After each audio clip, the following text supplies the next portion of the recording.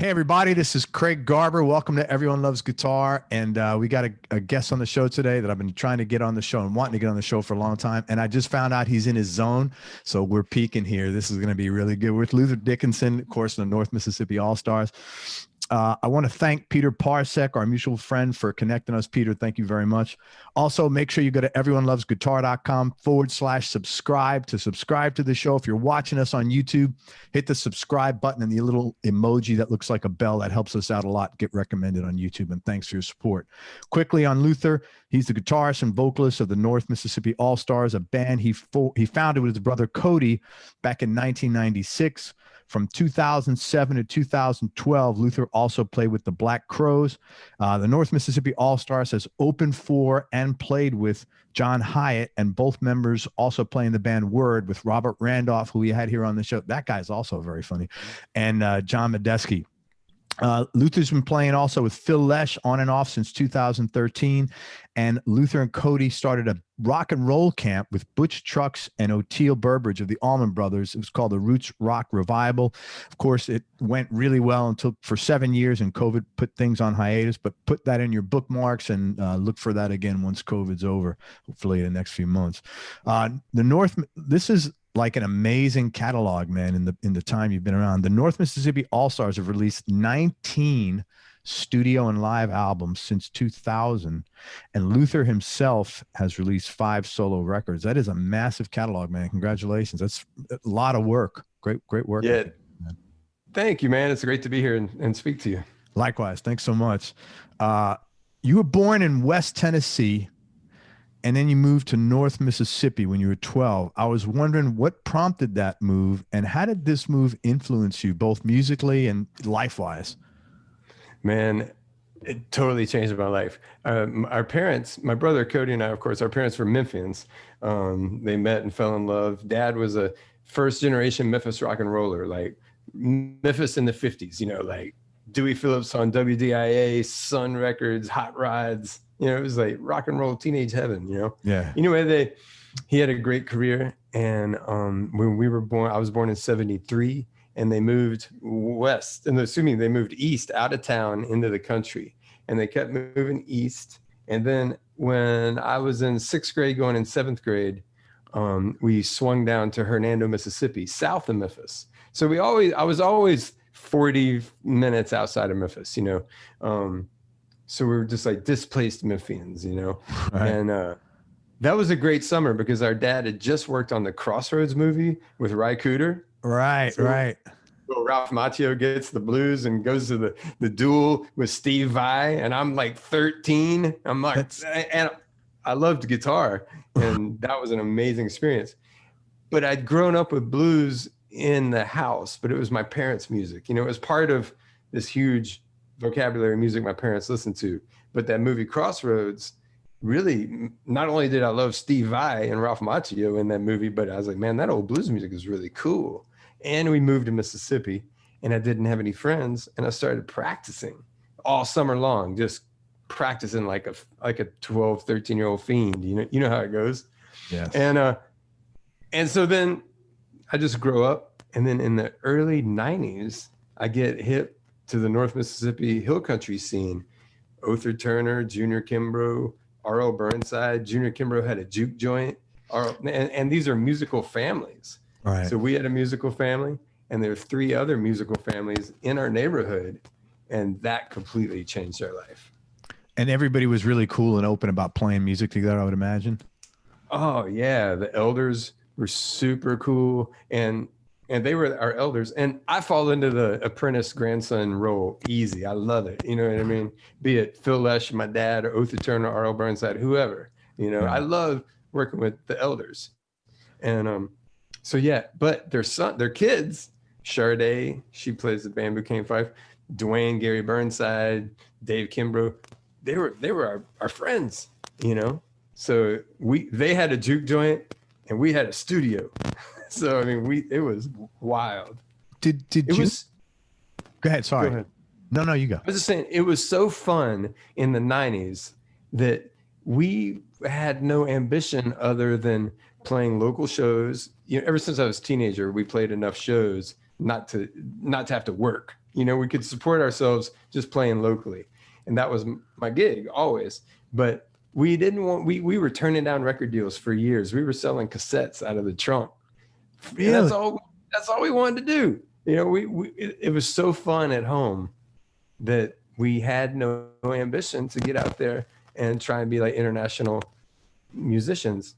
And it's funny because once it finally happened in 2000 and we left home and we toured all the way up until March of this year, you know, it changed our life completely. So we were innocent in that lack of ambition, but it was a wise decision because at home was so fun.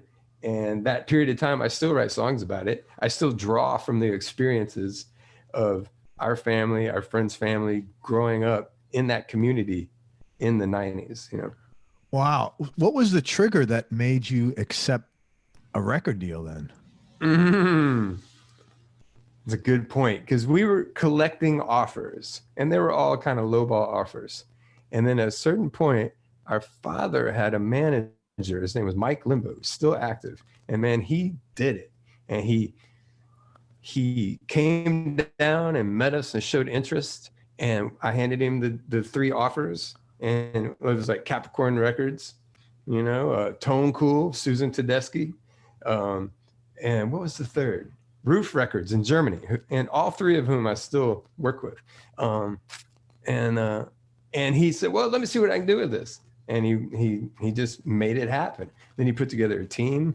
We went with Frank Riley, High Road, like a top end booking agent, you know, and I'd been booking everything myself on the phone.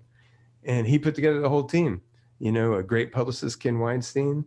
And it was amazing. I'm so glad we did it because we came out right before MySpace. And then the next year, 2001, people started ripping music. Our first record had a proper old school music industry experience. Like Wow. It was old school publicity. It was old school record sales. It sold well, you know, but by the time our second record came out, it was the beginning of the end. Yeah, man. Yeah. That's wild. That's so cool. We got nominated for a Grammy, toured internationally, completely changed our life. And we lost contact with, we stayed in contact with the community, but we lost a firm grip on the root, the live wire, you know what I mean? Of just being part home, you know? Yeah. But it was meant to be. How did you, you obviously have done a great job maintaining your humility, and you were a young kid, 27, touring the world. Like, that's prime time to kind of, you know, get an ego going and, oh, I got, you know, my shit doesn't stink. But yeah, I don't think you did that. How did you stay so grounded? Music is ever humbling, you know, and no matter what stage your career is at, there's always going to be somebody or something that is further along, you know? Sure. And music's just ever humbling, you know, be it you have to go sit in with Tedeschi Trucks Band and rise to the occasion, you know, or someone comes out with a song or a production aesthetic that was just right there in front of you, but you didn't get it, you know, whatever it is, or just ticket sales, you know, hey, it's Tuesday night in Toledo, you know, and like 5 people came, you know, music is ever humbling. And yeah. And, you know, when I was a kid, we played real loud and real aggressive, and I would just scream into the microphone at the top of my lungs. But thank God I grew out of that, you know, and I don't know. I think being humble is, you know, it helps. Yeah. So that's just a core value of you. And it sounds like your focus was, as is almost every successful musician, your focus is the music, not the trimmings around it. It was like you were pursuing, and the pleasure came in the delivery of the music and creating the music. It's a funny thing. One of your questions you emailed me was like, when are you happiest? And I didn't want to hit it head on because I'm a Capricorn. I'm kind of flatline. I don't get real happy or real sad or real excited or real down. But it's when you're doing something really hard, it's not like fun, but it's like you're alive and you're doing it. And then when you're done, it's like, that was fun. Yeah. I was doing it. You know what I mean? Like, that's what I like. Man, are you critical on yourself when you're playing? Because, well, I ask because your playing is like you don't play any bad notes, but it's not the kind of music where you're like, you got to swing, man. You can't, there's a lot of flexibility in the music you play, the Delta blues music, especially when you're doing that. Are you okay with like not criticizing yourself and focusing on the technique and like, cause the vibe is just amazing. You know what I'm saying? Thank you, man. Be it improvising or recording or especially writing songs or finishing a project, you cannot be critical in the moment. After the moment, you go back and be critical for sure. But if you're trying to write a song and you start criticizing your lyrics or the music, or if you start getting in your head while you're playing it at the gig, you're done. You cannot be critical. You just have to give into the moment. And that doesn't mean that you're going to feel confident and like, oh, I'm really rocking tonight. You may feel off and struggling, but hey, man, that's blue. You know what I mean? Like a awkward mindset in the moment, it's rock and roll. It's serious business. It's not, or say blues, I'm not really a blues player. I'm a rock and roll player, you know what I mean? But it's not that your mindset has to be calm, you know what I mean? It's okay to be troubled in the moment, and you're working through it. And so, but in post-production, just this morning, last night I recorded a guitar part I was so excited about, and I was like, yeah, I'm in the pocket now, man. This is it. I mean, it's a new idea. It's bringing the song together, and I'm playing well. I'm concentrating. I'm with the click and the drums. And then this morning I go to edit it, and I'm just pushing it all back, a 30-second note, basically. I'm just like, I just rush, rush. I play ahead of the beat, and it's something I want to work on this year. So it's great to be critical after the fact. It's the way we record and the way I write songs. Like I'll write pages and pages and pages of lyrics and then condense them down. And then when we record, like say our last record, Up and Rolling, a lot of those songs, they were brand new songs. We went into the studio and we jammed on them, and we record loose and long, knowing that we will put the structure together in post-production. Right. My father used to say that misery sticks to the tape, Right. Yeah. Don't beat the music and don't beat the musicians up. Have fun and play some free, inspired music. And then, I mean, you'll spend 20 minutes recording a song and then 2 weeks putting it together, Yeah, man, there's a lot of wisdom that I guess between your dad and like, for example, you and I talked about Junior Kimbrough when we first connected. Like you can't, like those guys weren't critical. I mean, that guy was, did he ever record in your studio? No, his sons did. Oh my God. If anybody doesn't know Junior Kimbrough, man, and if you're into blues, you've got to go listen to this guy. He's just phenomenal. And it's just him with a guitar sometimes, and he's just phenomenal. And he keeps that droning beat going, man. I don't know how the hell he even does that. And he's got I don't want to talk about this too much, but he's got the best album title I've ever heard for a blues record. It's called Most Things Don't Work Out. You can't get a better title than that, but what can you say? No, it's great. But, I guess growing up in that's such a great, I've never heard that. You cannot be critical in the moment. That is, and your dad, misery sticks to the tape. That's like, no, man, there's a lot of wisdom in that, that simple sort of adage there, man. Thank you. He had another one that I've been thinking about a lot lately. And, in this time of we can't tour and it's hard to get together in the studio, everybody's recording themselves. And be it with a group of people recording or recording yourself, he also taught me that don't stop, never stop. And if you're recording yourself, it's so easy to hit the space bar and go back and try it again. But it's a bad trick bag, man. And the thing is, if you make a mistake and keep going, it's liberating, because in your subconscious, you're like, whatever. Yeah.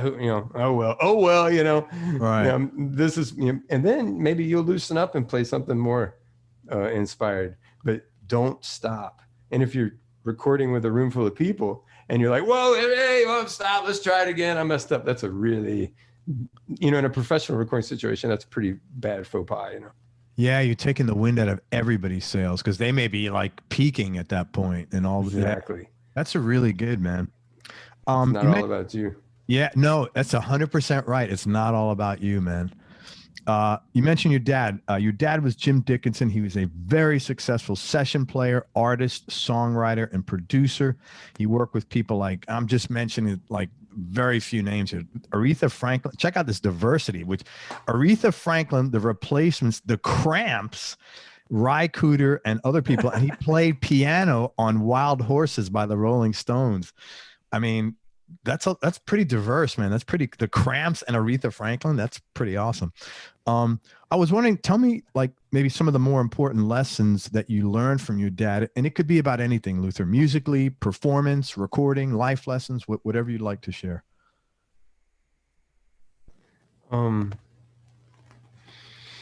He was the type of guy, like his art and his life all blended together, you know, so all the lessons, be it don't stop, or, you know, they all relate to life and art, you know what I mean? Music. Another great one would be, you know, you got to be in tune. You got to be on the beat. You know, you want your amps to be in phase, you know, and that, of course, I mean, when we were kids, we would rehearse, and he would be screaming at me through a solid state amplifier, "You're out of tune. It's worthless. You're out of tune." Or my brother, you know, "You're dragging, you know, do anything but drag. You can rush, but don't drag." You know, but be in tune, on the beat, be in phase. You know, those are life lessons. What's another one? He would say, "Don't let him get you." You know, he would always say, whenever that was, and there was another one, he'd be like, you gotta stay on your P's and Q's, not his words, but because there's always a musician in the lobby just sitting there waiting to get your job, you know, or an artist just waiting to fill a void, you know? Yeah. But the biggest one that shaped my life, and I'm sure the conversation will unfold, is that he was always encouraging my wife and I to have children. And we were waiting and waiting and waiting and rocking and rolling and having fun. And eventually one day in the studio, he's like, "All right, let me appeal to your creative side. If there's, you know, if nothing else, you know, let me hit you where it hurts." Right. Like, having children is the most creative thing you can do in your life, you know? And interesting. And definitely it's so true that having kids, and the thing about it is, Chris Robinson said this to me, because we got pregnant. The Robinson brothers and my wife and I our families got pregnant together during the Black Crowes years. And Chris said, "Don't think that having a kid will take away your artistic, creative side. It magnifies it, you know, and it gives you something to fight for, you know, and you have to prioritize. And, you know, I know, you know, don't think that, yeah, anyway, and definitely having children, and I have daughters. I have 2 daughters, and they've affected my listening habits. They affect the way I play guitar, my guitar tone, the intention behind my music. They affect, so I make children's music and I make grown-up folks music too. You know what I mean? Like the last Allstars record, I don't think my kids have heard it. You know, I'm like, that's grown folks music. I don't care if they can't hear it. It's not for children. I've got a children's record if they want to listen to that. You know what I mean? But, we could talk, I'm sure we'll swing back to kids, but it really is a life-changing thing. What's been the most, not profound, but what has moved you the most about having kids? Well, you know, my dad's mom was a piano player, and my dad was a piano player, and watching the kids, you know, with the music in them, you know, and watching the athleticism they get from their mom, you know, or like my oldest daughter is just like me and my mom, you know, but there's like a creative, self-absorbed, blinders thing, kind of a lonerism type of, I'm working on this thing. I got to do this thing. I'm doing this thing. And if you want to work with me, come on, you can work with me, you know, and then watching the siblings it's just changed my life completely. Like watching inherent sibling behavior, especially the way the older treats the younger, has, thank God, that it gave me some perspective on my own shortcomings in interacting with my brother personally, socially, and musically, and in business. You know, it's Interesting. Bizarre. And I really think at least I strive to be a better brother for it. Yeah. You know, it's which funny. only helps the band. Well, it just makes you feel better too, as you know, when you're doing something, when you consciously do something better, it just makes you feel, you know, because most people can't do that. I hate to say it. Change is a very tough thing, but when you can do that, it's a great feeling, man. As you get older, man, it's funny because my youngest is 20 and she'll do certain things and she's just like her mom, and she'll do certain things. It's just like me. And I was telling my wife, I said, you know, Sam was annoying me the other day. She did the same thing that when you do that annoys me, you know, and not much. My wife does annoy me, but she goes, yeah, I know exactly how you feel. It's so like nutty. Like it's like mirrors, man. It's really funny. Oh, right. Then there's that pattern. Like my daughter, who's like me, can push my buttons, but I'm totally sympathetic to my younger daughter, who's just like my wife, who I'm a total sucker for, you know? It's like, yeah, man. And I see the same thing with my mom and dad. It's bizarre. Yeah, it's cool. You really have to. It does open your mind a lot more, and it does cause you to make changes, man, for sure. And when you're in a family business and a family creative environment, you know, it's like, yes, I'm so proud. It makes me so happy. My brother and I are mixing our new record now, and it makes me so happy to think of all the years we've been making records and all the records we've made, and we're still doing it, and we're getting better, and certain aspects of it cycle back to our first record, you know, and it's like, it's a beautiful thing, man. Or like say the Rolling Stones or whoever. I don't begrudge anybody playing their repertoire with whoever they have to play it with. Sure. You know, like keep going, man. Yeah. I want to see him at 80, you know? Sure. I keep rocking and rolling. That's a funny thing that I've noticed in the last few years. Excuse me. Almost sneezed. It's all right. Well, I don't know. Let it rip, man. Yeah, you in can this sneeze, day and age. You can sneeze, you can curse, you can fart. You know, I had a guy one time. Do you know Tom Britt in Nashville? Mike, right? Okay, right. That's Bob Britt's brother. So I'm interviewing Tom, and all of a sudden, it's like he's on his laptop. The environment, he just moved or something. It's like I said, "Hey, man, everything right?" He goes, "Craig, I'm taking a shit." I'm like, he goes, I said, all right, man, we've hit a new low. He goes, you're going to get a Grammy for this one. I'm like, okay, sounds good to me. So man, the bar's pretty low here, what you could do. Trust me. I was reading about the influenza of, what was it? 1918, 18. Yeah. The Spanish. Yeah. 18. 18. Yeah. And it was a flyer in San Francisco, and it was, you know, it was like mass. It was, you know, everything, but open face sneeze you could get arrested for. Oh, like you're good. You're in your house. I mean, you could put a mask on and sneeze if it makes you feel better. I know, but I'm just saying. It's funny that we went through this, you know, not that long ago. But what I was going to say, that it relates to touring, and it relates to the record that we're making, because the records I've made since I've been home. I finally had to record myself. I grew up in the structure and in the community of, you know, producers, engineers, studios, you know, that, and my dad would say, honor the process, respect the process. You know, it's like, I like collaboration, and it makes you rise to the occasion. You know, it's easier, you know, I'm going to meet Kevin at 11 and we'll work until 12 or whatever, you know? Right. But I finally had to learn to do it myself. And it's so liberating. But it's hard work, man. It's like when you do all the post-production after doing all the pre-production and songwriting and capturing the performances, it's like, whoa. But the moral of the story is, and say touring last, you know, we tour with a skeleton crew. We have a van and a truck. But the moral of the story is, the harder you work, the harder I work, I'll speak for myself. The harder I work, the better the music is, you know? Yeah. I could see why is that for you, but I could see why. But tell me, for you, why does I it don't work like know. that? Like if you're touring and you're isolated and everybody's doing everything for you, it's just not the same, man. But if you're driving, if you're in the van, you're getting the hotel, you're planning everything, you're active, you're talking to the people in the venue, you know, and you're doing the business and you're writing the set, and you're doing everything.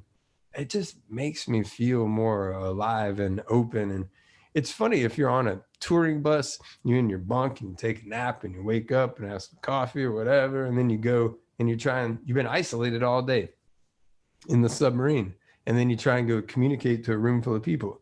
It's Yeah, I understand what mindset. Yeah, yeah. You know? Well, too, if you have more skin in the game in anything you're doing, the outcome is a little more, you know, you have a little more stake in the outcome. Good way to say it. It means a lot. I know I do, man. And I've always tried to make my kids, you know, I wasn't one of these parents, you know, hey, I need some money here. I'm like, well, let's figure this out. You know, how can we work halfway, you know, blah, blah, blah. Well, seriously, man, I wanted them to have skin in the game because you know, it's going to get destroyed otherwise, you know, and it wasn't even the money. It was like, I want them to be responsible human beings and respectful of themselves, you know? So I totally get that, man. I definitely get that. You reminded me of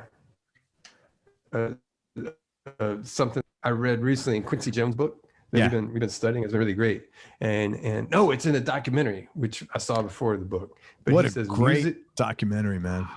Dude.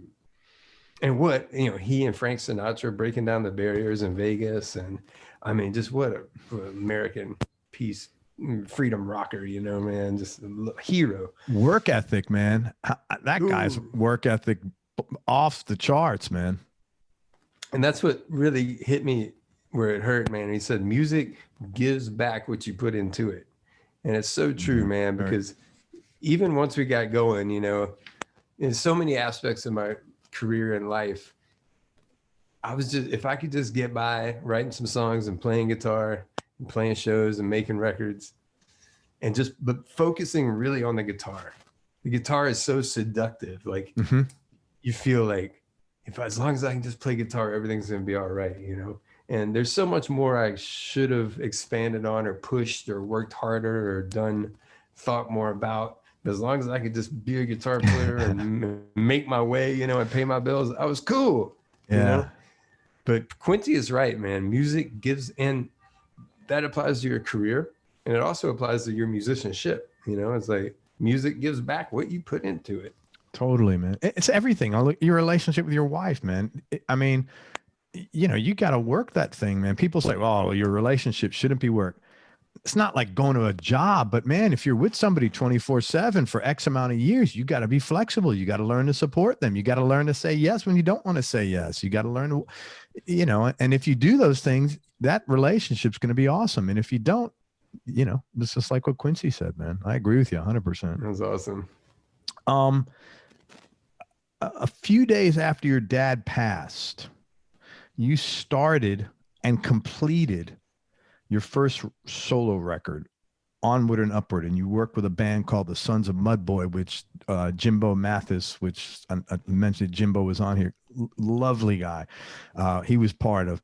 That record was kind of an homage to your dad, and I was curious, after you finished the record, what were your emotions? And also, when you look back at it today, how do you feel about it? That record is a trip because the Sons of Mudboy, that was the first day we were ever the Sons of Mudboy. The backstory is that our community growing up, my father, his band, his local band of friends were called Mudboy and the Neutrons. And that was he and a guitar player singer named Sid Selvage, a guitar player singer named Lee Baker, and a percussionist, washboard player and puppeteer named Jimmy Crossway. And those four guys, they had a band with a rotating cast of characters that were the rhythm section. Dad played piano and guitar. And we grew up watching Mudboy and the Neutrons. And much like what we do and much like what the Grateful Dead did, even though they were totally independent, they played American roots music as if it were jazz. You know, it could be a Chuck Berry song or a Texas waltz or anything, but they would just play it real loose and real free and improvise around it, you know? And they did not rehearse. It was like loose and raggedy. It was really more performance art in many ways. Yeah. And because of Dad was a piano player, but Lee Baker, the guitar player, he had a 59 Les Paul. And my friend Steve Selvage, who plays with the Hold Steady, and Tommy Stinson, we both grew up like, that's what we want to do. You know, we've always known, both of us, that we were going to be guitar players. And watching his dad was Sid, the lead singer, watching our dads play with Lee Baker, you know, that definitely helped form the path of our life. So anyway, Mudboy and the Neutrons, our father's group, had a tradition that, well, we just did it actually. There is a tradition in the community of when someone passes, we play them home, you know, it's like, and we always get together in one fashion or another and play music as a community for our lost loved one, you know? Yeah. And our dad did not want a funeral, but we had a small family ceremony, and I had booked a session. The session was 2 days later, and I'd already booked a session, and I was just going to record by myself. But at Dad's ceremony, I was like, well, Dad didn't like funerals, but he loved recording sessions. I'm going to invite the community to the session. So my brother, unfortunately, had to go on tour. He left the next day, so he wasn't there. And then there's some other sons of Mudboy that weren't there. But anyway, we came together, we sat in a circle and recorded straight to 2-track tape. You know,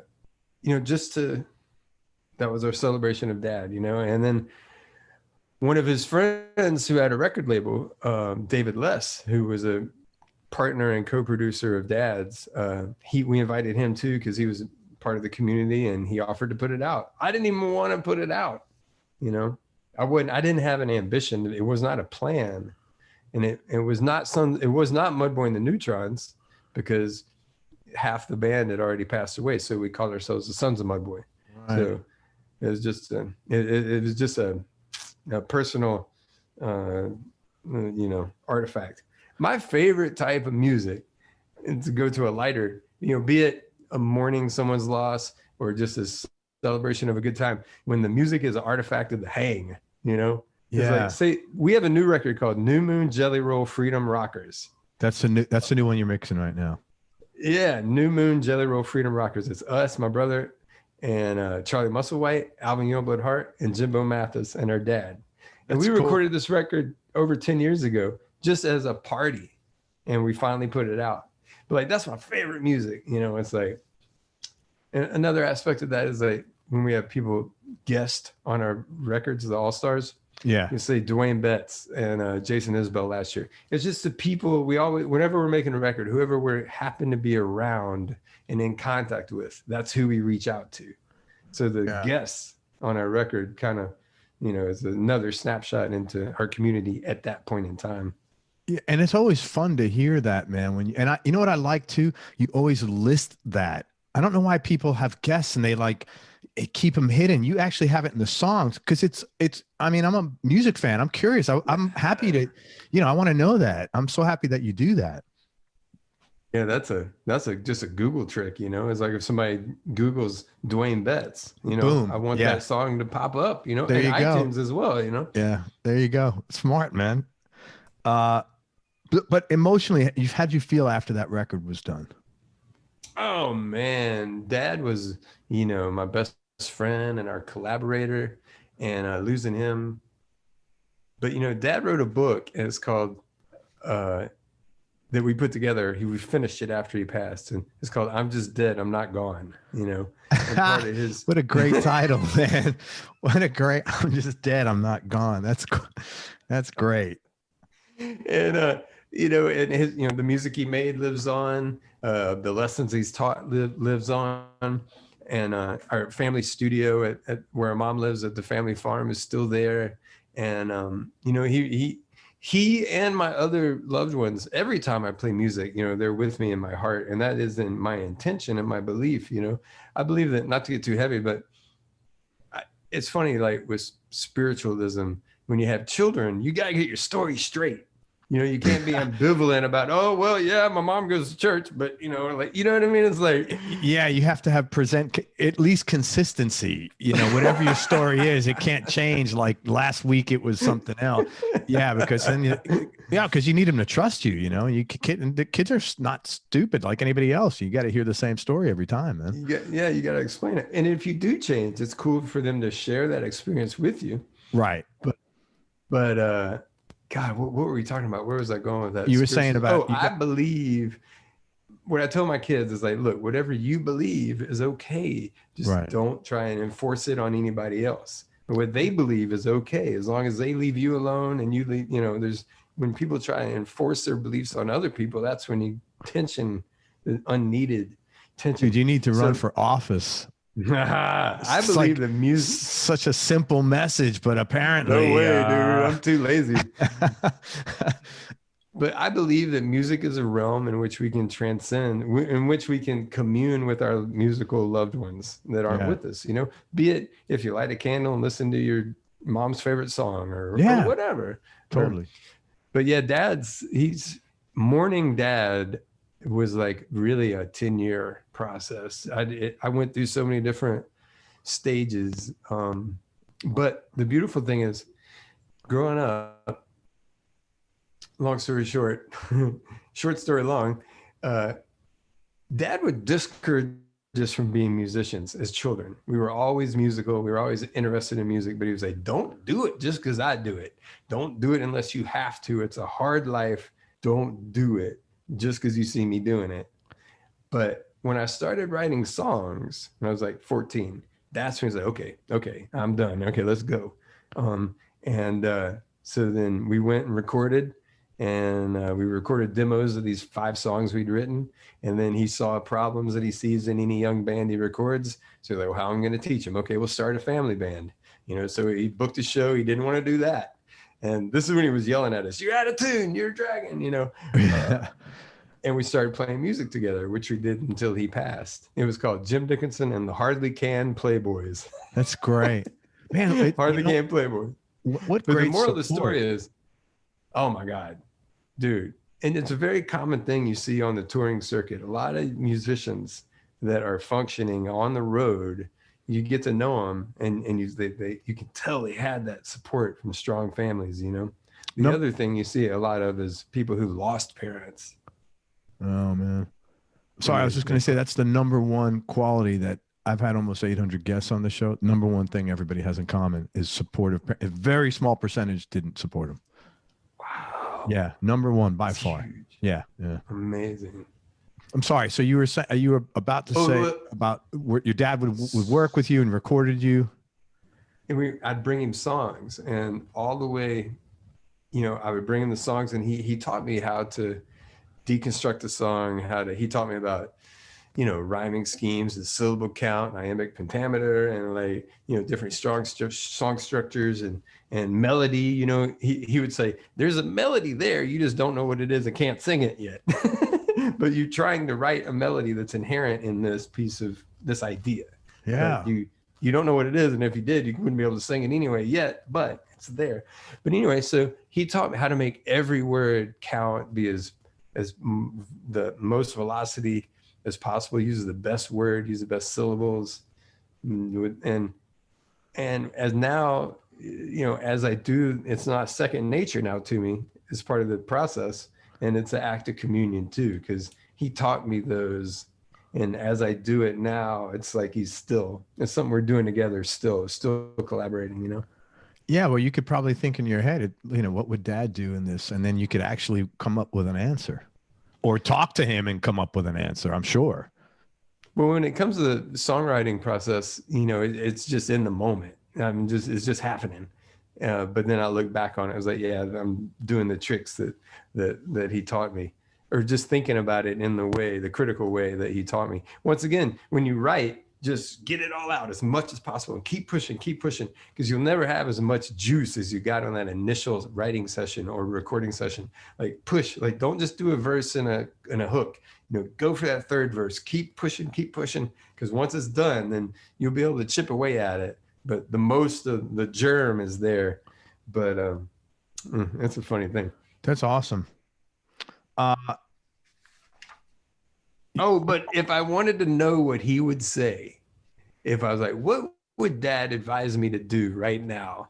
The answer to that is the brutal truth that you don't want to hear. The very thing that deep down you know you have to do, but you don't want to, and you're trying to find a way around it. That's what he would tell you. You know what I mean? Yeah, that's what dads are for, man. That's what dads are for. Hey, I just want to ask you a question. The first song on your first solo record, Ham Bones Meditations, the song is called Death Comes on Wings of Crepe. Did I say that right? Crepe?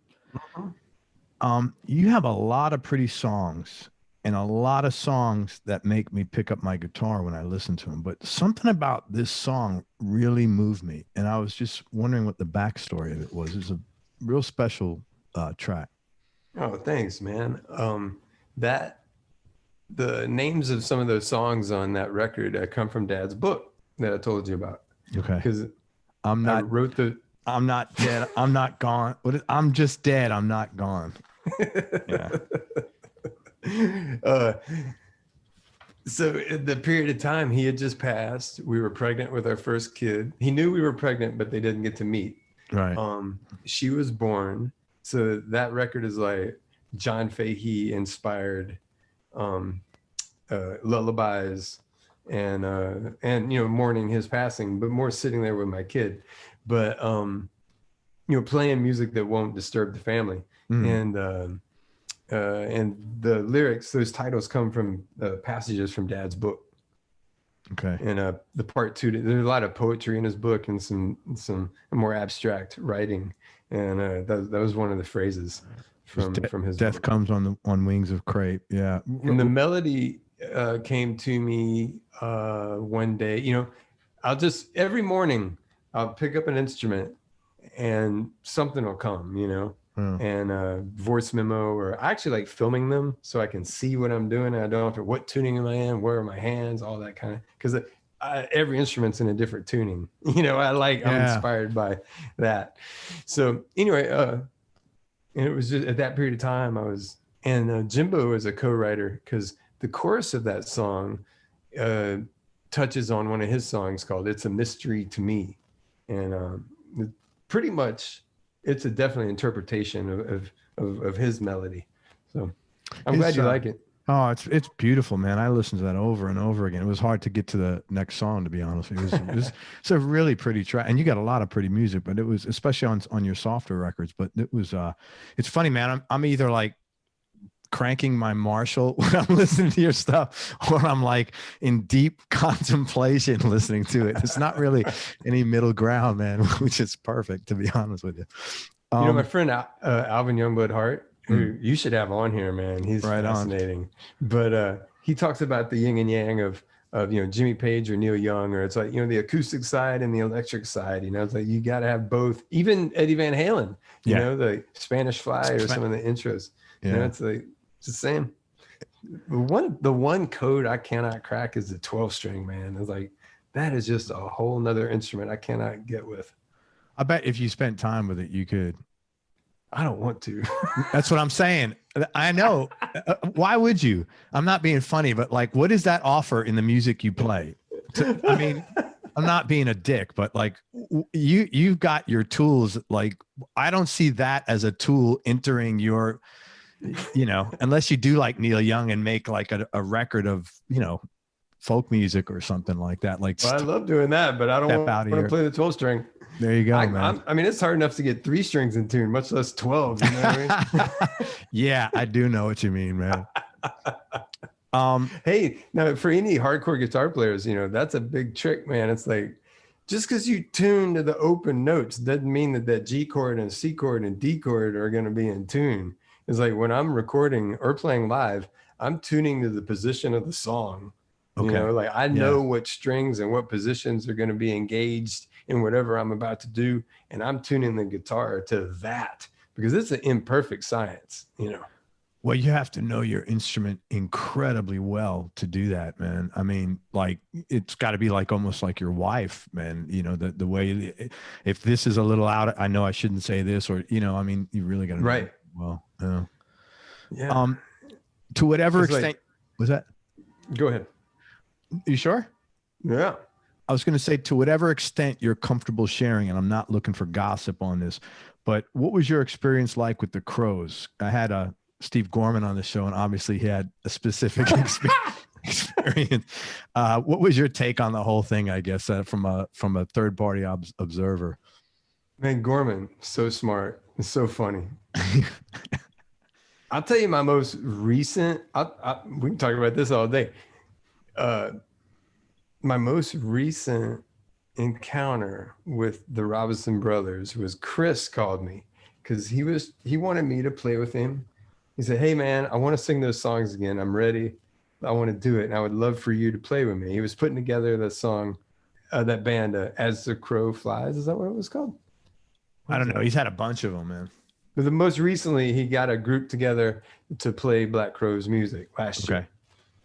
And the first thing I said was like, "Well, are you going to ask Gorman?"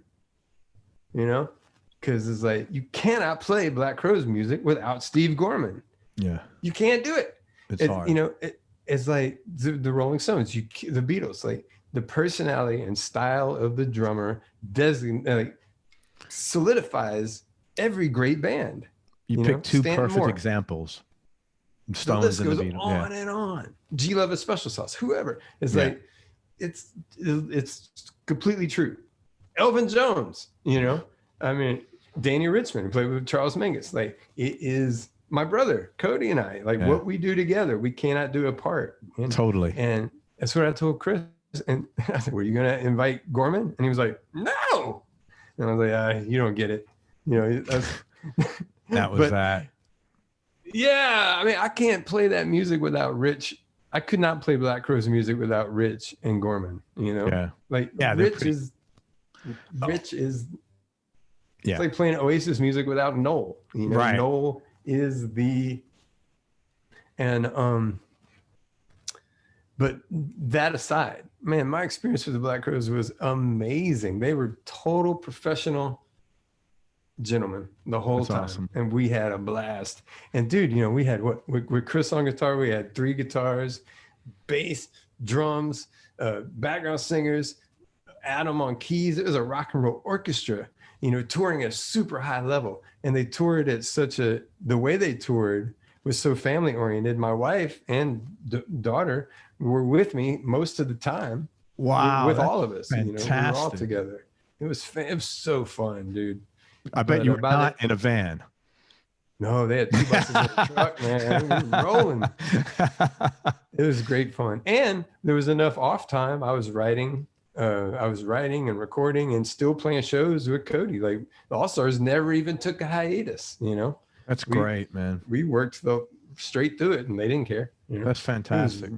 Really, really, really, really, really fun. And they were writing great songs. You know, we did 2 studio albums, War Paint and Before the Frost. And it was so fun. We made a great rock and roll movie called Cabin Fever. We recorded Crowology, which is like really fun. It was the last thing we did. Acoustic versions of all their greatest songs. Crowology, really check that out. Yeah, Crowology is good. And Mark Ford was so cool. Because he had quit at an awkward time, so they were at odds at the time. But literally 2 days before I was going in to rehearse and record with the Crows, I had a gig with Drive By Truckers in California, and Mark Ford showed up, and we talked all night. And he told me about all of his pedal boards, and he had left guitars with the band. He was like, "Feel free to play those guitars." I mean, what a cool dude Mark is, man. That's awesome. That's really cool. I'm glad you had a good experience, man. You're like such you're such a mellow guy. Like you're all about the music, man. It would be a shame to, no, seriously, like that's kind of and I'm not blowing smoke up your ass, but that's a special cat. You know, when you get someone like that, all about the music, there's a lot of effort behind that. You don't want to waste that. You know, you want to let that guy run or gal run and do his or her thing, you know, because it's going to be a payback incrementally to you as a band. So yeah, it's good.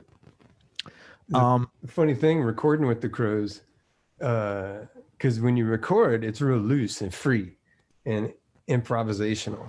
And Chris would help me. Like he was a really good producer when it comes to getting guitar parts and guitar solos.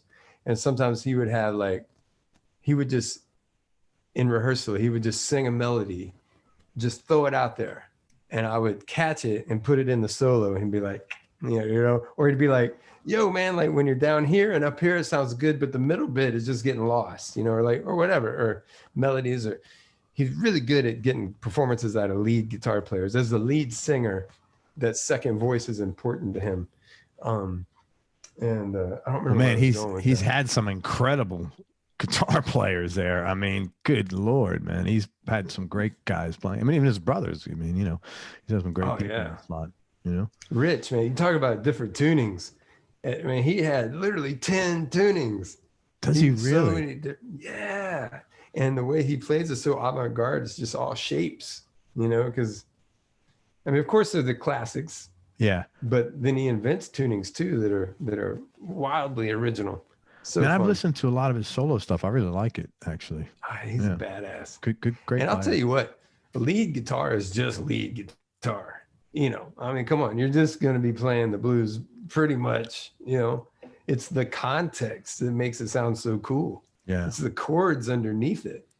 It's like Gorman's feel, and Rich's chords that make the lead guitar sound so damn cool. Yeah, for sure, man. It's funny. Tell me, you got such a massive catalog at this point. I was curious if you had a favorite song that you wrote. Man, that comes into the idea of the musical moments. My first thought was, I'm proud of the protest songs that I've written, just because I don't want my kids to ever be like, well, this was going on. Why didn't you speak up? Right. You know what I mean? I never want to be guilty of not letting it be known how I felt. Because good for you, man. we make records, we're communicating with people. And if you can lead by example, then I'm not preaching anybody or telling you, I'm real careful. I try to be careful. And it's funny because even the protest songs I've written, they don't age well. I mean, they're always I feel like songs are amorphous. They change, they always change. But anyway, I'm proud of writing protest songs. The ones I've written, I'm happy about. But the one that we wrote called Prayer for Peace, the Blind Boys of Alabama recorded it. And man, that is hands down the most legit thing that has ever happened.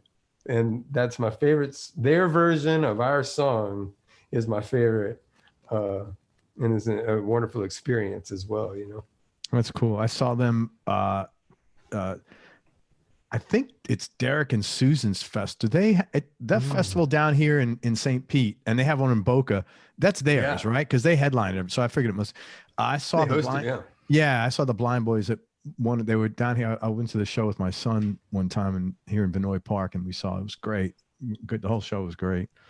That's a great segue to another great moment is playing with Phil Lesh. And. I didn't grow up with the Grateful Dead music. Mm-hmm. Thankfully, Chris Robinson listened to it nonstop on the bus. I read about that. Yeah. I didn't know the name of the songs, but I had heard it all. And so when I started playing with Phil, what a teacher Phil is, dude. He will hire musicians from all over the community, and the more varied, the better stylistically. And he will bring them into his home and take the time to teach you his own music. Which if he hires you and you come in, you should know it anyway. But he doesn't mind if you don't know it, because he'll teach it to you. And every time segment, there's a philosophy behind everything. It's so deep the way he thinks about it and the way he teaches it. And he literally by hand taught my brother and I his repertoire. And I'm eternally grateful for it. And he's a hell of a player, man. And a perfect pitch, a great vocal harmonizer. I can't participate in this. I can't do it. But to watch he and his son or whoever the singers are in Phil and Friends that night, to watch them go through those harmonies. And the lineup is different. He has to start from scratch every time. And he has perfect pitch, and he knows who's singing what and what should be what. And that's incredible. Wow. But then you get up and you get on stage and it's like just flying in the wind, man. And I'm kind of bold when it comes to improvisation sometimes. And I would do things kind of bold on the bandstand and feel it, or like I was listening or we'd go in different directions. And at one point it was the end of the show and he walked over to me and he said, "You have the proper type of mind." I was like, yeah. Fuck yeah, man. Yeah. Thank you, Phil. And That's another awesome. time he was like, "Man, that was fun. I wish we could have partied together." And I was like, "Oh." That's a pretty big thing. He's partied with some champion partiers, that guy, man. So I was like, "Hey, man, we thing. just partied. We just did party together, Yeah.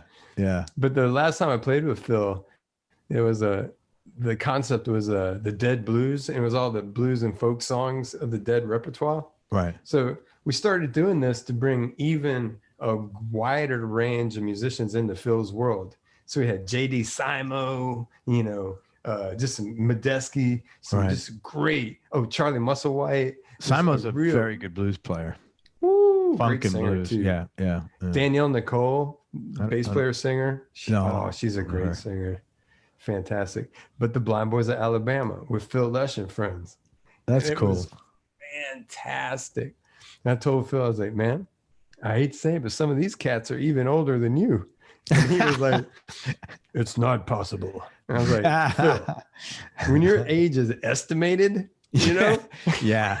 It's old. That's old, man. You can't challenge that." Yeah. That's estimated early 90s. Yeah, you can't estimate that. That's a very cool story, man.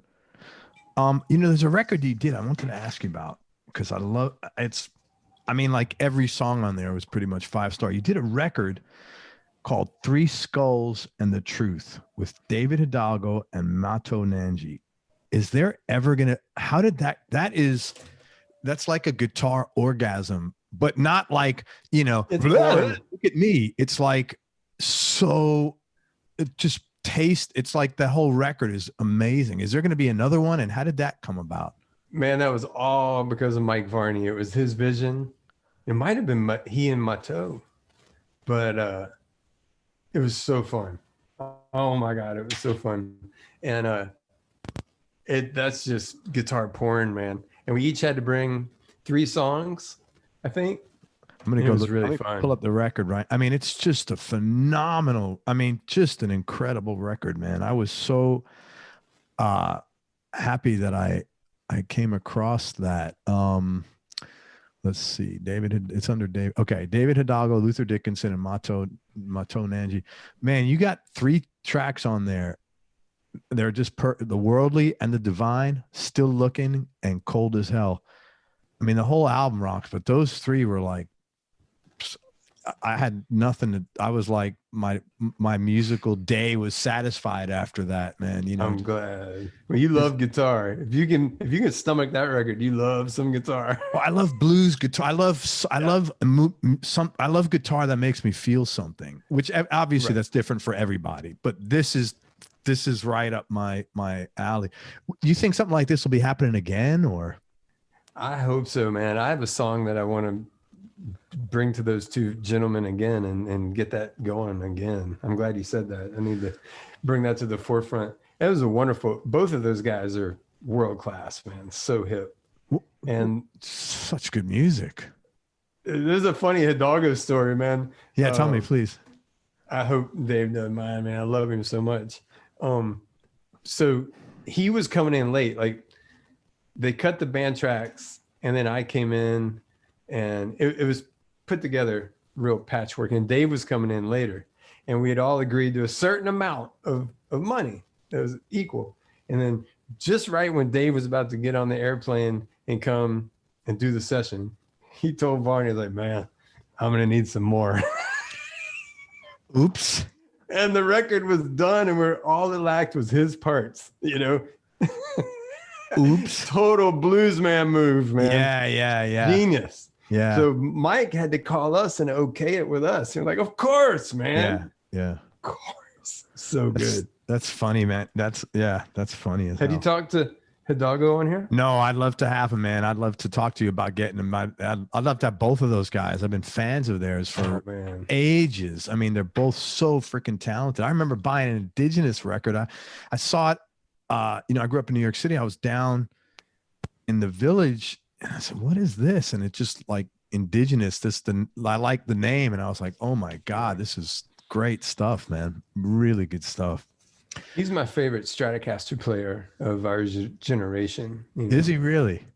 He does the thing with the tone knob in his pinky that sounds like a wah-wah without a wah-wah. He's so yeah, guys, like Roy Buchanan kind of did with his telly.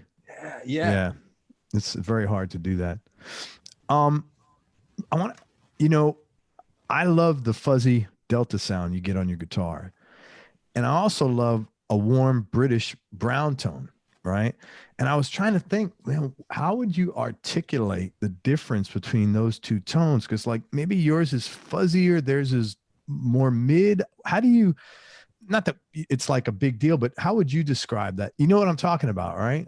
Yeah, man. And it's hard to say, but all I can say is that I know where the tone I was trying to get, you know, and it's also the feel, the response of the guitar that I was going for, like with the North Mississippi Allstars, not Black Crowes or anybody else, because that's work for hire and you try and do what's appropriate. But with our music, you know, it all comes back to like open tuning, finger picked acoustic guitar, be it with or without a slide, you know, and either but with the slide, I'm trying to like combine the microtonal bottleneck finger pick, but with the feedback response of Jimi Hendrix. Like when Hendrix has his whammy bar and is like playing those melodies with his whammy bar and the sustain, you know, if I can get an open tune, hollow body guitar to have enough sustain that the slide, I can manipulate the slide. So it's like Fred McDowell meets Jimi Hendrix, you know, that was.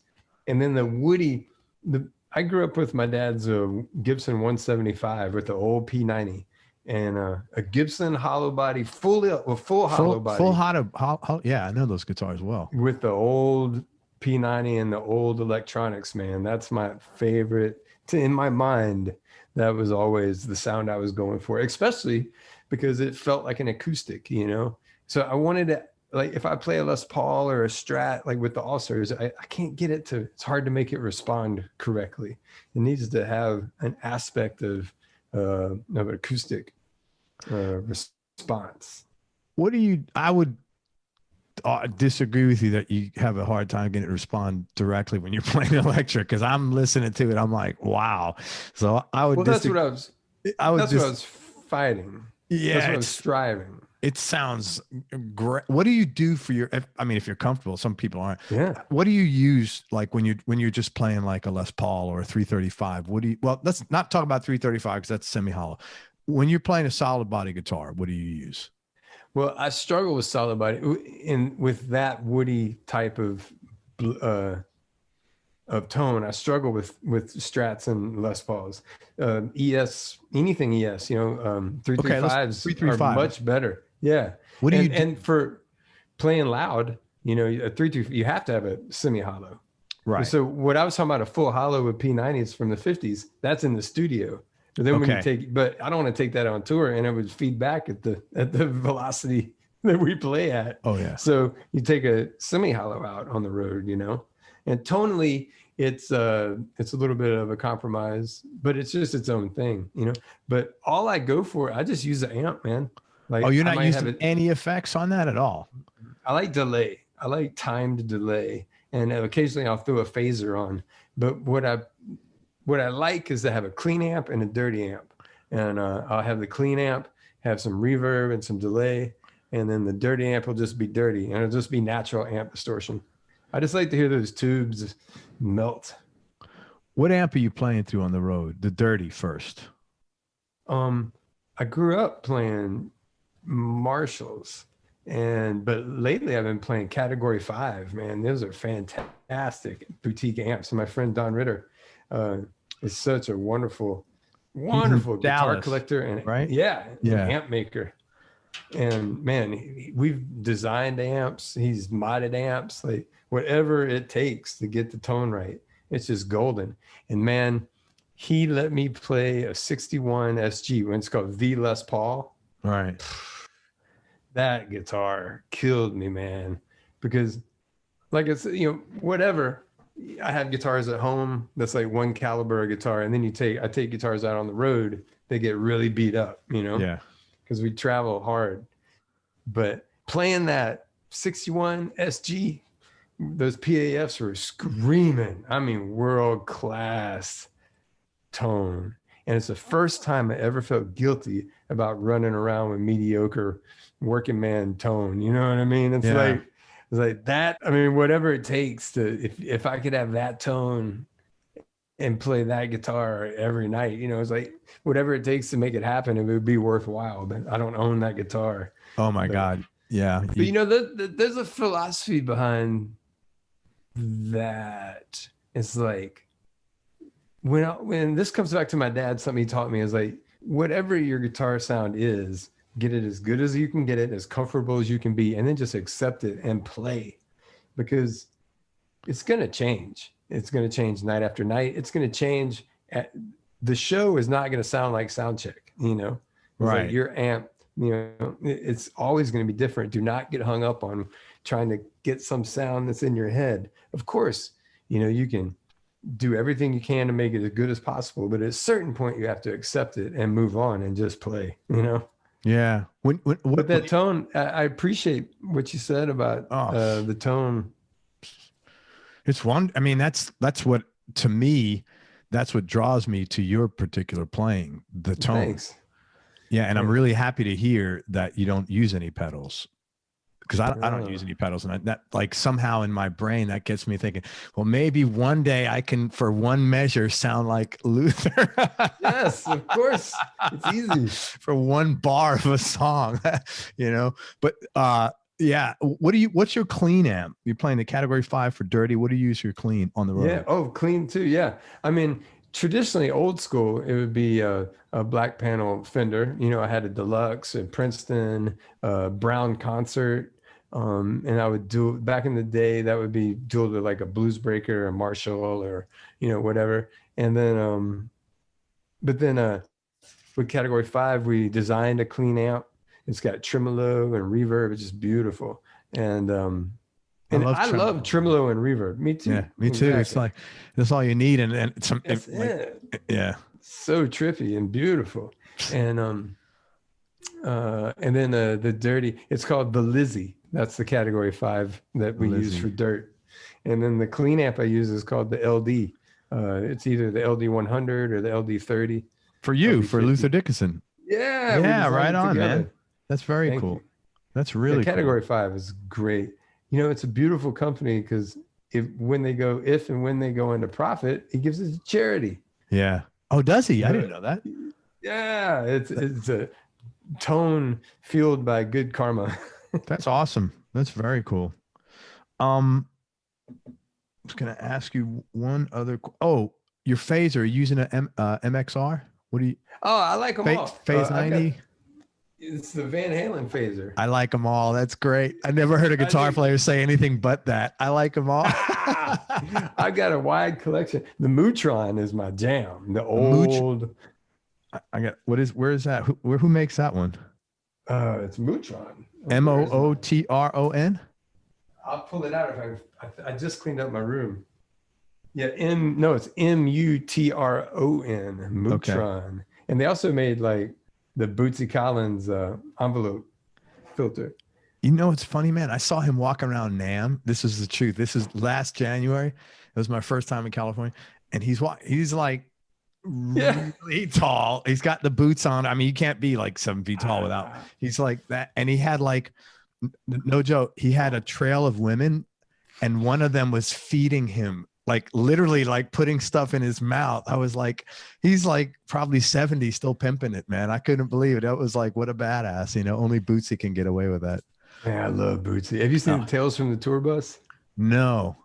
The season 2. Season 1 is country music. Johnny Paycheck. Check that out. Season 2 is Bootsy and James Brown, and it's so good. What channel is that on? Oh gosh, I don't know. I just bought it on iTunes, I think. Okay. Tales from the Tour Bus. Mike Judge did it. Okay. Yeah. Fantastic. I will check it out. About tone, but just quickly, nobody really knows this because it's so recent, but I'm in a transitional phase. Like, I played so loud and it was so deep and mid-rangey and throaty and so loud for so many years that my ears can't take it anymore. And like low end, I'm real sensitive to low end, and it can get real painful. And also I can lose my sense of everything if it gets too loud and bassful. And I truly think it's because of my own guitar sound. And I don't even really go for that sound much anymore. And I've become really fallen in love with the Fender humbuckers, wide range pickups. I've never used them. Do you like them, huh? They're really unique and they're really clear. You can hear every note in the chord. They're just beautiful, beautiful tone. Which one in particular? Is there like one? Well, the Thin Line, the Telecaster Thin Line, is a semi-hollow guitar with two wide range pickups, and I love it. So it's just called Fender wide range pickups. Yeah, because really unique. I need a pickup for that Strat, the hybrids, the HSS there. Yeah, throw one in that neck, man. You'll be like, ooh. Okay. Okay, so this is what I was going to ask you. I remember now how to do tone. How did a guy like Junior Kimbrough? Because in a way, his tone is like a non-amplified version of what you're doing. I mean, it's not dramatically different. Of course, his playing is different. But what the hell was a guy like that doing? Because he was probably using a $50 guitar. How did he get that sound? Man, he had a real Junior. He played with his hands. Yeah. He tuned down a half step, if not a whole step. He always played in A position or E position. He only used these two fingers, like Django and some of Hendrix. But his hands were huge. But his attack, man, it was dude, your hands are freaking huge, man. I was watching some videos there. I was like, oh my God. Not really, but check this out. What? Oh, special talents, Luther Dickinson. This is the secret to my power. There you go, man. That's your superpower. Boom. Oh my God. I play light and loose, man. There's no like real strength. Like I know I have friends that, say a flat picker, very strong. Yeah. But I play light and loose, man. But no, Junior, he had a lot of nails, a lot of fingernail in his attack. Okay, so but what was he playing out of? Was it like an old Fender maybe or something, or whatever? Yeah, like a Squier, a Strat. He likes Strats and a PV. Okay. PV reverb, maybe some like good old solid state PV chorus. I don't know. Yeah, he sounded so great. Kids. There you go. Tell me, you ever sell a guitar you wish you can get back? Man, I'll tell you what. Since on Friday 13th March, that was the last show we played, and I've sold a lot of guitars this year. Oh yeah. And, yeah. That's just the name of the game, Hey, what's up, kiddo? You got your whole posse there, man. I want some. Come back. Thank you, baby. I'm gonna finish this up. I'm gonna play. You make a loud noise. Yeah, especially with this microphone. Okay. Hey, honey. Are you done? Almost. You're all good. Thanks, man. Yeah, man. Since touring shut down. Yeah. Yeah, man. I've sold lots of equipment, and it's been awesome. I mean, that's what it's for, What do you usually sell on Reverb? No, man. I just use sorry.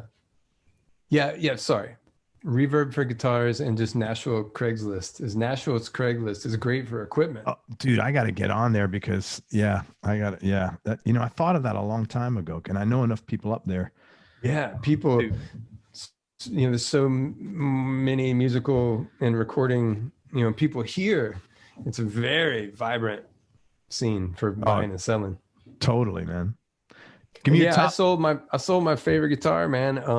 There was a Gibson 125. I think it was a 57 that I played all through the Black Crowes, and everything and recorded with it. It was my favorite guitar, hands down. But hey, man, it paid my mortgage.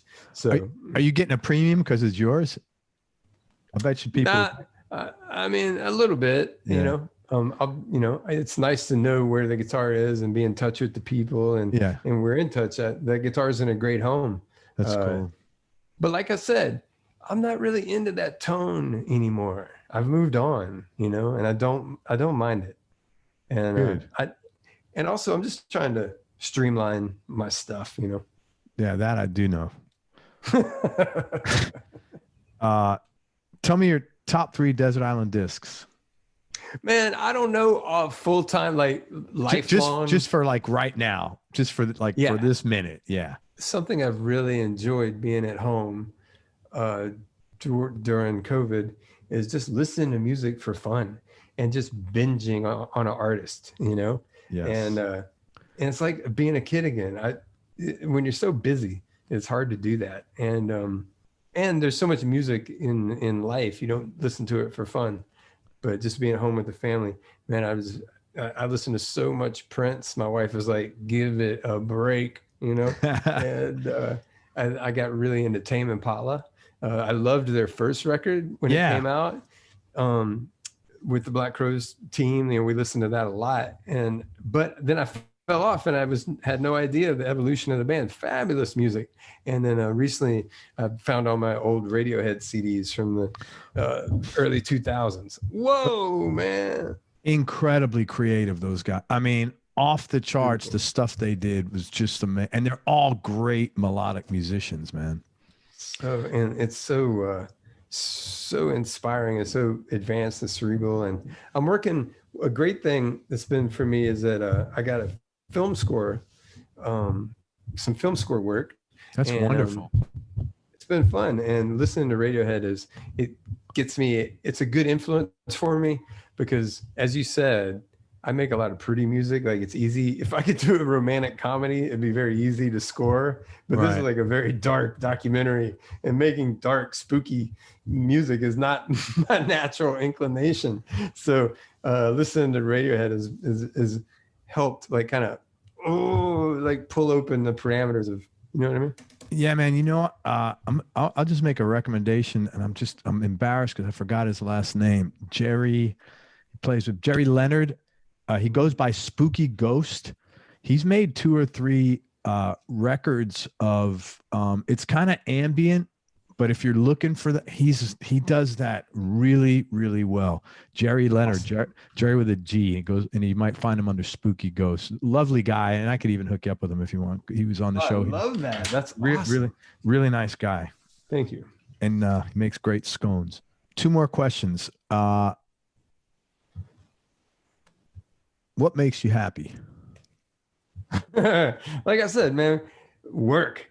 Like working. Like, I love being in the act and then finishing the completing the task and moving on to the next. And like, when you're in the moment, it's not like fun, but when you're done, you're like, that was fun, man. Like, we did that. That was good. But that circles around to, like, I don't have a lot of hobbies or skills or anything. It's just music and family and music. And it's all, you know, it's pretty. I think that's a pretty nice thing. Yeah, and I'm very fortunate. And luckily, my wife's a great cook. Because I can't cook at all. I'm terrible. I can hook up some lunch and breakfast, but I'm not putting the pots on, you know? That'll be the quote for your interview. I can hook up some lunch and breakfast, ... And last question, man. And thank you so much. You're right. You're in the zone, man. Thank you very much for all your time and everything. It was real nice talking with you. It is nice. It's nice, you know, to talk and interact, and hello, whoever may be watching, you know, it's like, I can, you know, it's not the most social times, and it feels good to talk and share. Oh, good, man. Yeah, man, for sure. And your vibes are coming right back at me, man. So thank you. I feel the same way. Biggest change. Last question, biggest change in your personality over the last 10 years, and how much of that change has been intentional and how much is just a natural part of aging? I think the biggest change has been embracing working harder. You know what I mean? And once again, it circles back to having kids, you know, but it's like, gives you something to fight for, you know, and it's like, And like I said, playing guitar is so seductive. You know, if you can write some songs, make a record, tour, and you're lucky enough that that is that will support you, man, that's like, wow, okay. But there's so much else, you know, you could do. You know, you could, for me, learning to record myself and to make records completely self-reliant, you know, learning how to do all the jobs of being on the road, like back when I was a kid, you know, and touring in a more self-reliant way, and not traveling with more than you can carry. You know, it's like, you know, I used to have, you know, I would have 7 guitars on stage. You know, I got a lot of different things, got a lot sounds, of tuning, you know, man. hey, you know, but if I could do a whole show with 2, you know, that's cool, you know. And I just think the older I get, the harder I work. And like I said, the harder I work, the better the music feels to me. Right. You know? And so I would say that's probably it, man, because I was lazy, shiftless. Like I said, we were not ambitious, you know. And how can I put it? Like, the straight edge kids got a lot more done than we did. You know what I mean? Right. Yeah. It's like it's the lost years of extended apprenticeship, man. Like we were, and my friend Eric Gale said, like, we were doing some good high getting. I think everybody does that at that age, man. It's part of it. Yeah, you know? it's part of it. Yeah, for sure.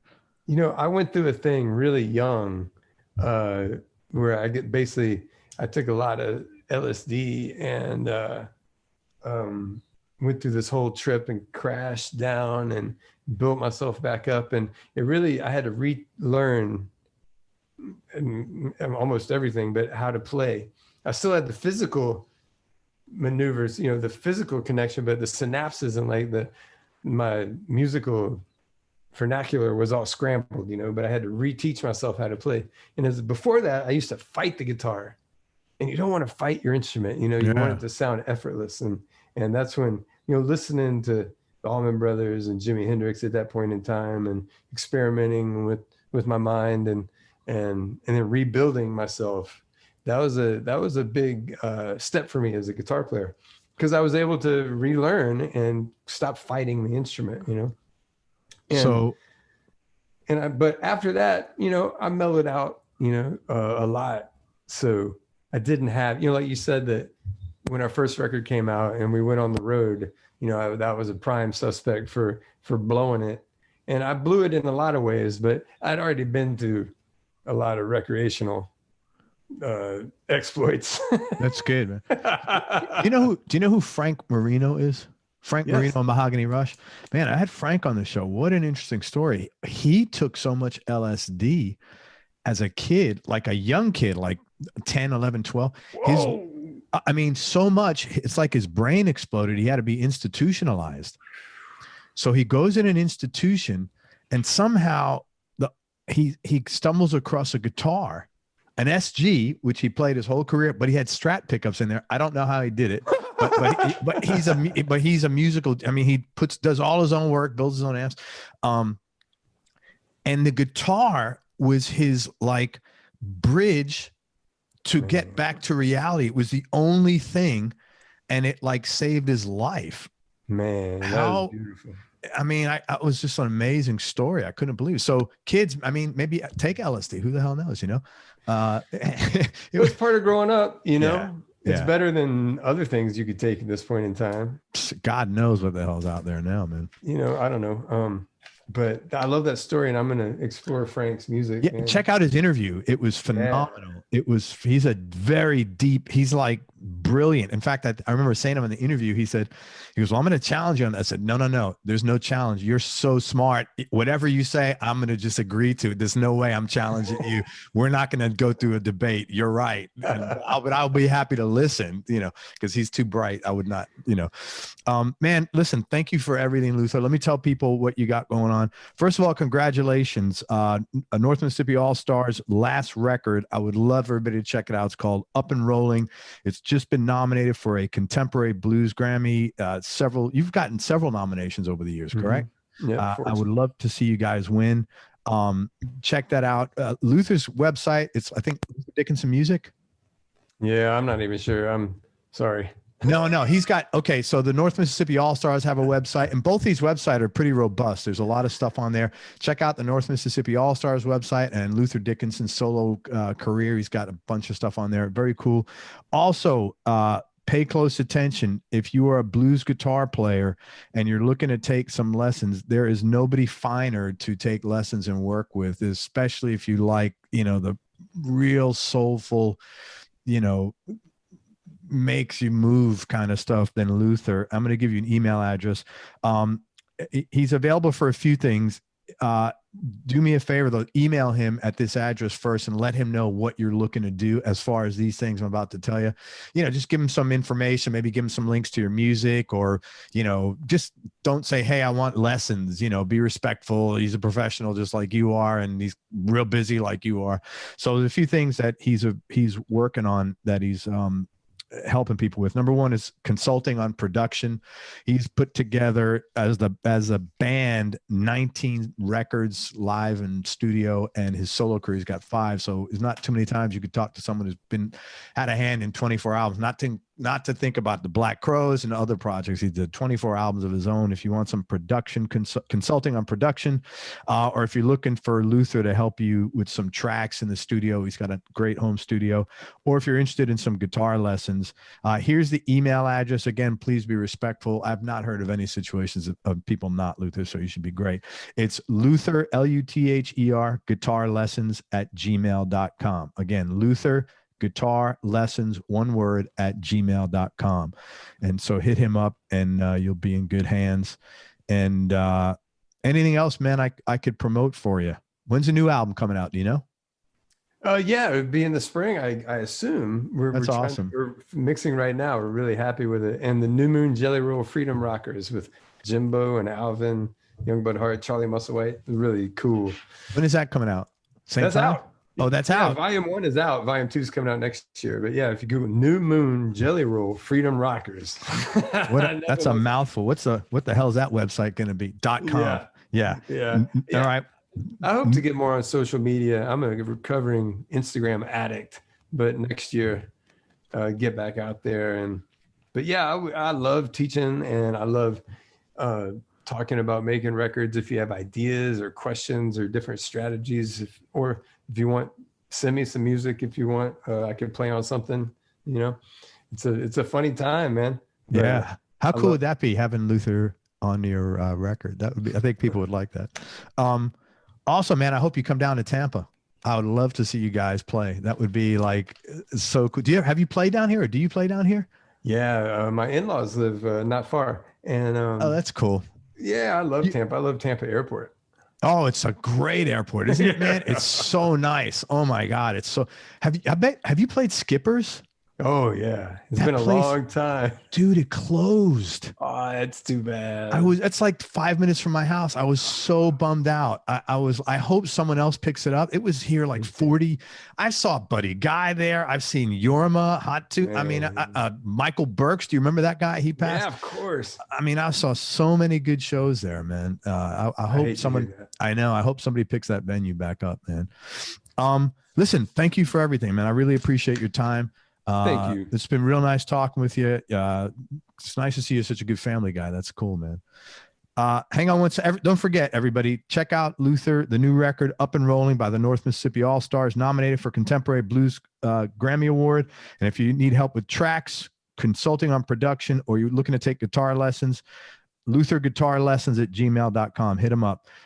Hang on one second. We'll wrap up. Everybody, thank you so much for listening. If you enjoyed this, please share it on your social media channels. We appreciate your support.